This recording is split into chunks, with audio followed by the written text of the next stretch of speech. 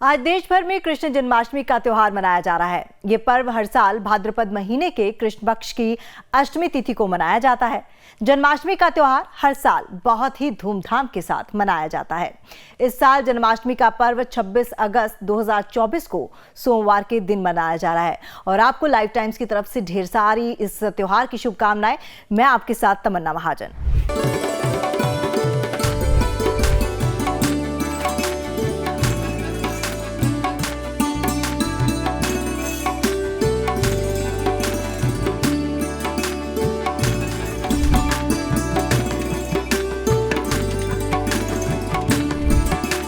इस दिन को भगवान विष्णु के 8वें अवतार भगवान कृष्ण के जन्म के रूप में मनाया जाता है। धार्मिक मान्यता के अनुसार भाद्रपद महीने की कृष्ण पक्ष की अष्टमी तिथि को ही रोहिणी नक्षत्र में भगवान कृष्ण ने देवकी की कोख से जन्म लिया था।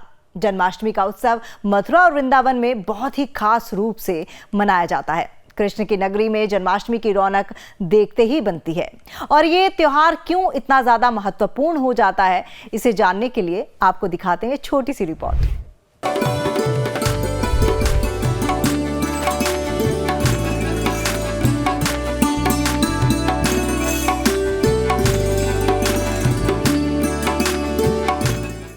जन्माष्टमी का त्योहार सदियों से मनाया जा रहा है। ये पर्व हर साल बहुत ही धूमधाम के साथ मनाया जाता है। कंस के अत्याचारों से धरती को मुक्त करने के लिए भगवान विष्णु ने द्वापर युग में भाद्रपद महीने की अष्टमी तिथि पर कृष्ण के रूप में देवकी के गर्भ से जन्म लिया। कृष्ण के जन्म से लोक परलोक दोनों ही प्रसन्न हो गए थे। इस कारण कृष्ण के जन्म के रूप में जन्माष्टमी का पर्व भाद्रपद महीने की अष्टमी तिथि को मनाया जाता है। इस दिन लड्डू गोपाल की पूजा करने से और व्रत करने से साधक को संतान सुख की प्राप्ति होती है और इसके साथ ही उसकी सारी मनोकामनाओं की पूर्ति होती है। जन्माष्टमी के दिन मध्य रात्रि में भगवान कृष्ण के मंदिरों में विशेष पूजा अर्चना की जाती है। नटखट खाना चुपके से आना। जी हाँ, आज हर कोई यही कह रहा है कि कान्हा मेरे घर आना और भोग लगा के जाना। लेकिन भोग कैसे लगाया जाए, किस चीज का लगाया जाए, क्या पहना जाए, क्या श्री कृष्ण को पहनाया जाए और सबसे जरूरी बात, किस वक्त कृष्ण की आरती की जाए, इन तमाम सवालों के जवाब आपको मिलेंगे क्योंकि आज दिन बेहद खास है। और इस खास दिन को और भी खास बनाने के लिए मेरे साथ मेरी खास मेहमान इस वक्त मौजूद हैं। वास्तु गुरु, एस्ट्रोलॉजर, न्यूमरोलॉजिस्ट मेरे साथ मान्या इस वक्त स्टूडियो में मौजूद है, जूम के जरिए मौजूद है। मान्या, आपका बहुत बहुत स्वागत है और ढेर सारी शुभकामनाएं कृष्ण जन्मोत्सव की।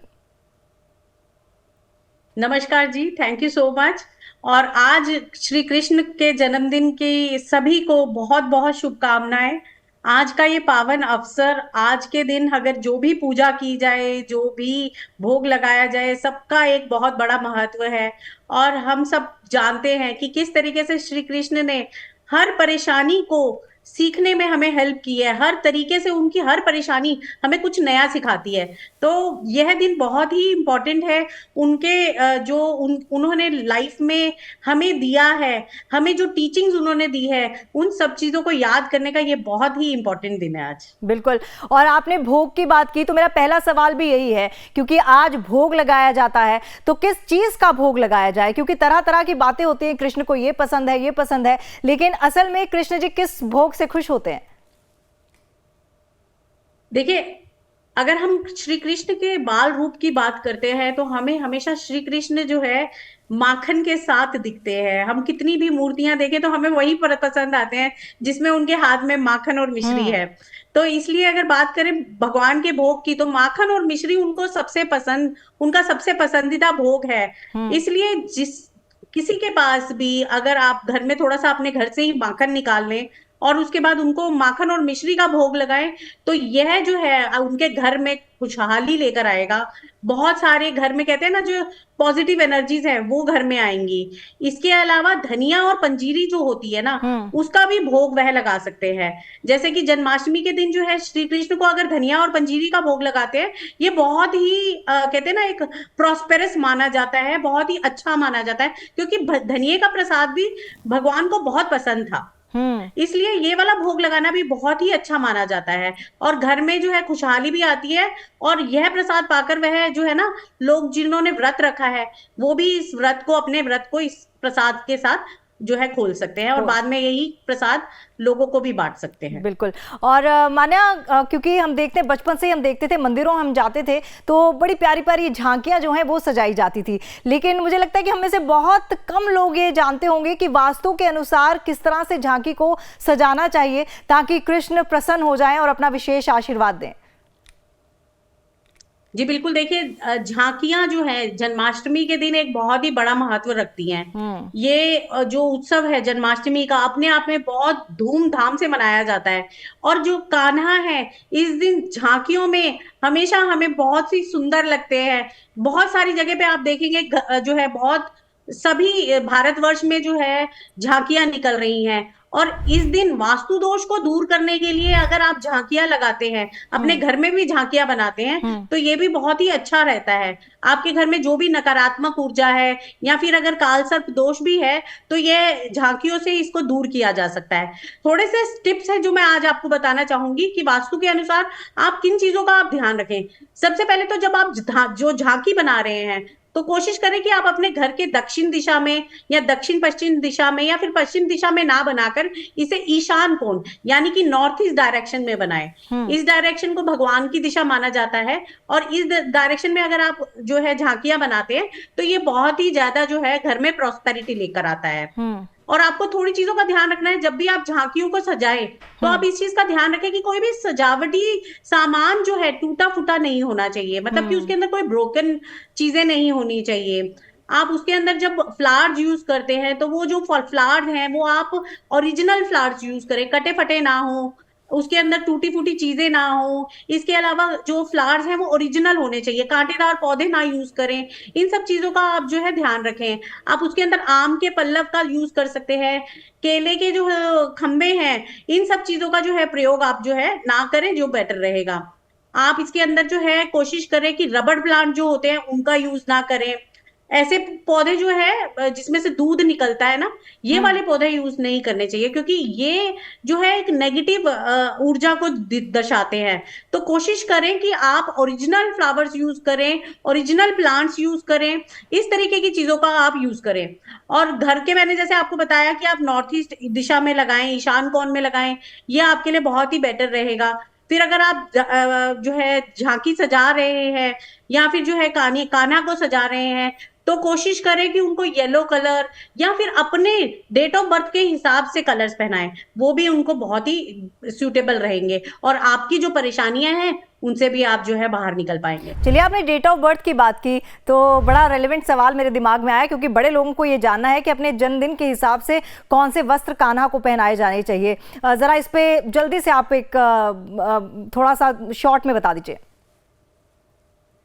देखिए, जो लोग पैदा हुए हैं 1 तारीख को या फिर 10 तारीख को, 19 तारीख को, 28 तारीख को, इन लोगों को अगर अपने उनके घर में लड्डू गोपाल हैं और वो उनको सजाना चाहते हैं, उनको कहते हैं ना कि आज नए वस्त्र पहनाना चाहते हैं, तो वो पीले रंग या फिर लाल रंग को जो है यूज करें। ये कलर उनके लिए उनकी लाइफ में जो है डेफिनेटली प्रॉस्पेरिटी भी लेकर आएगा। और अगर जॉब से रिलेटेड कोई प्रॉब्लम है या नया बिजनेस शुरू करना चाहते हैं तो ये काम जो है उनके लिए बहुत ही बेटर रहेगा।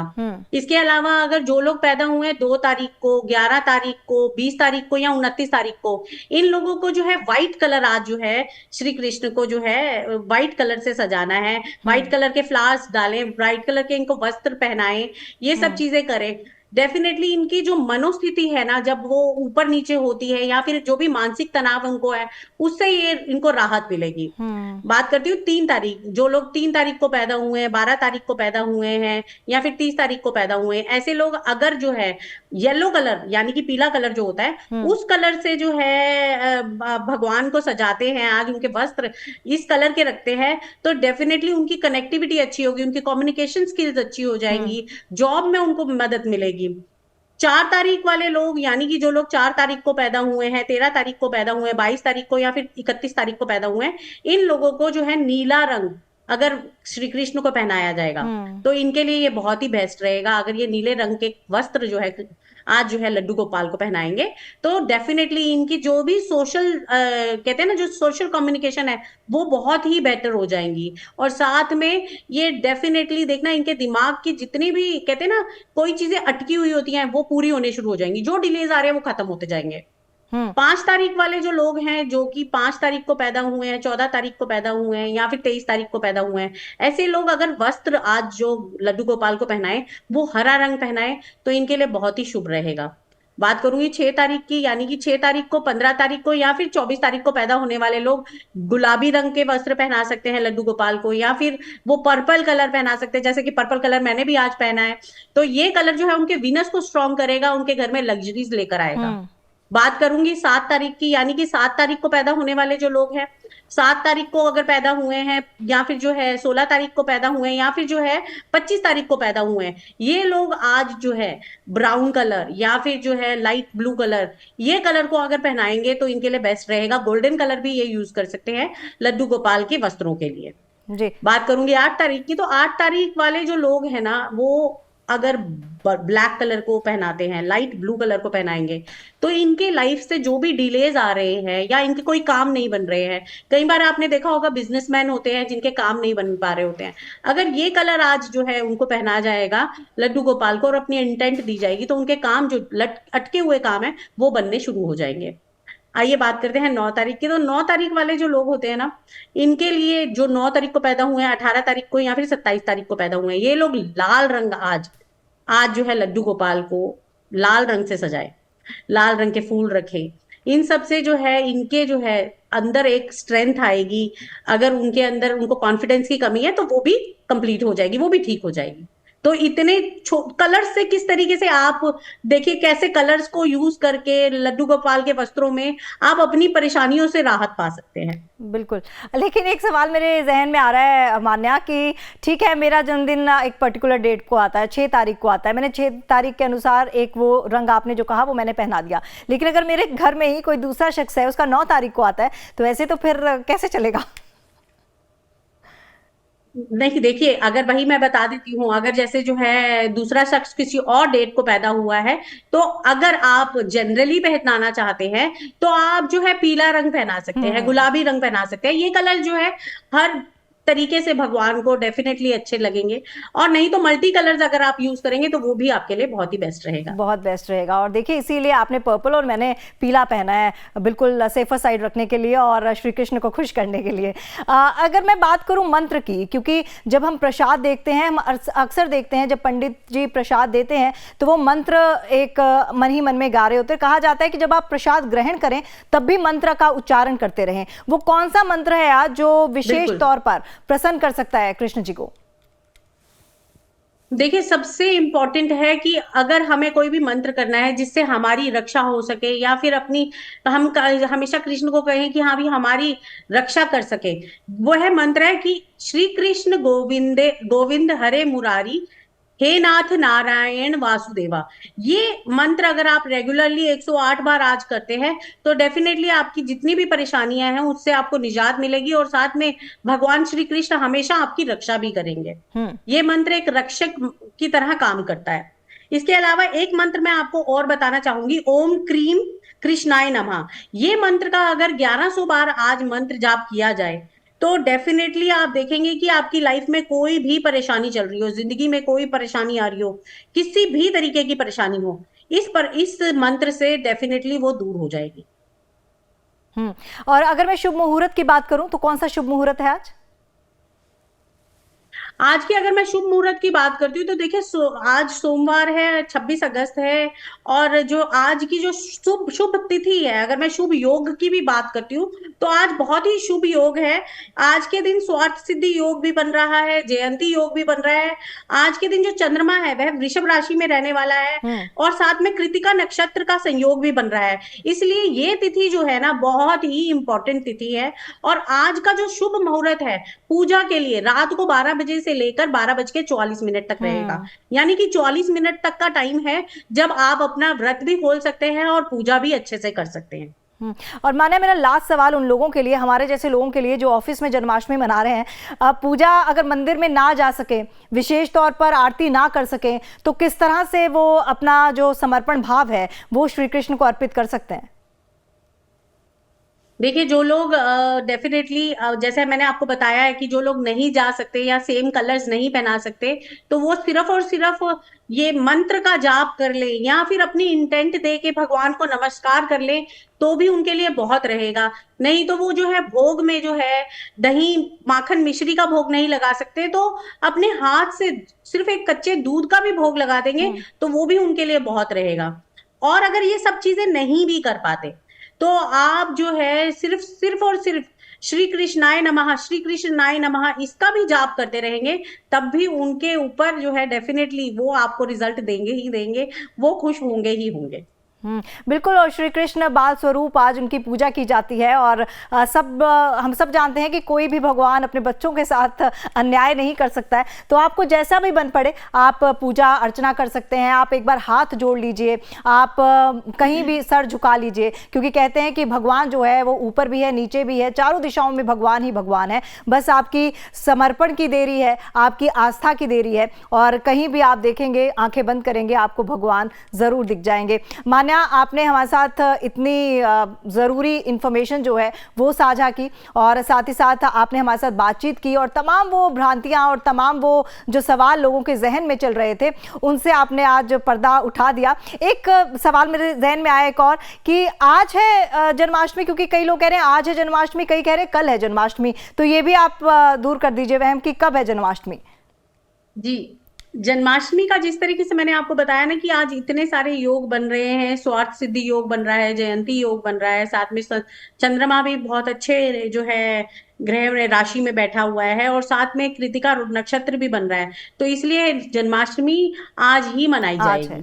ठीक है। और इसके साथ साथ ना मैं एक चीज आपको और बताना चाहती हूँ, काफी सारे लोगों का ना मैसेजेस आ रहे हैं कि आज जैसे गर्भ के लिए, क्योंकि आज एक जन्माष्टमी का दिन है, तो गर्भ धारण करने के लिए जो लोगों को कंसीव नहीं हो पा रहा, उनके लिए मैं एक छोटा सा आपके माध्यम से एक छोटा सा उपाय सबको बताना चाहती हूँ, क्योंकि ऐसे बहुत सारे क्वेश्चंस आते हैं, ऐसे बहुत सारी क्वेरीज आती हैं जिसमें लोग पूछते हैं कि कंसीविंग की प्रॉब्लम आ रही है।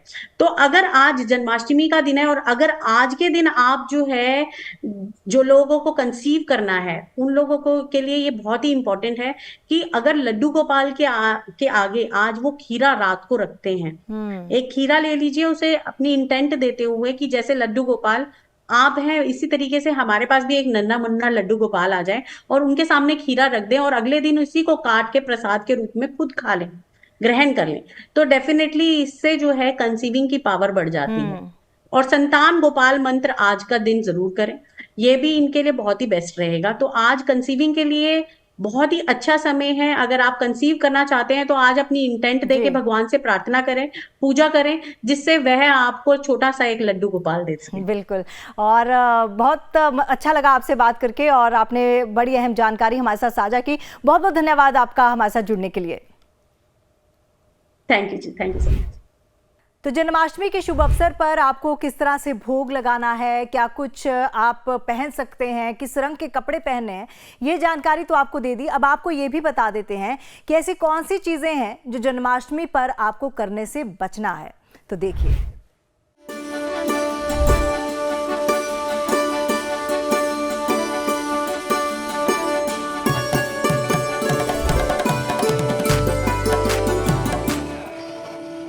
कृष्ण जन्माष्टमी हिंदू धर्म का एक मुख्य त्योहार, जिसे भगवान श्री कृष्ण के जन्मोत्सव के रूप में मनाया जाता है। इस दिन भक्तजन उपवास रखते हैं, पूजा करते हैं, और रात को 12 बजे श्री कृष्ण के जन्म के समय विशेष भोग अर्पित करते हैं।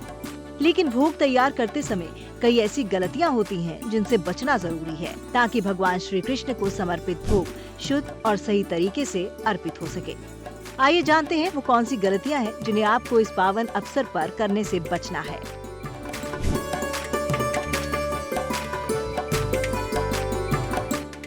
कृष्ण जन्माष्टमी के भोग में लहसुन और प्याज का उपयोग बिल्कुल न करें। ये तामसिक माने जाते हैं और धार्मिक अनुष्ठानों में इनका प्रयोग वर्जित है।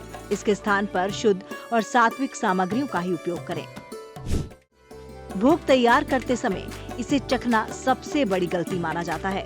भोग भगवान के लिए होता है और इसे भगवान को अर्पित करने से पहले इसका स्वाद चखना उचित नहीं है।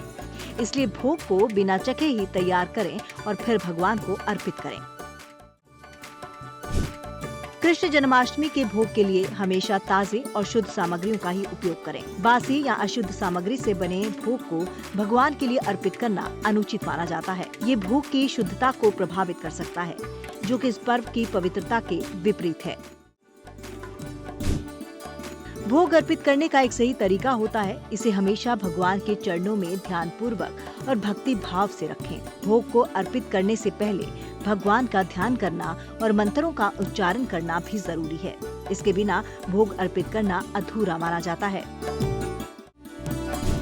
कृष्ण जन्माष्टमी पर भोग अर्पित करने का सबसे शुभ समय भगवान श्री कृष्ण के जन्म के समय होता है।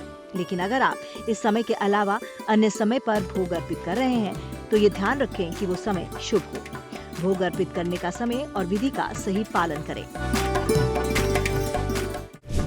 भोग बनाते समय साफ सफाई का विशेष ध्यान रखें। अगर आप किसी भी प्रकार की अशुद्धता जैसे बिना स्नान किए भोग बनाते हैं तो ये भगवान को अर्पित करने योग्य नहीं माना जाता।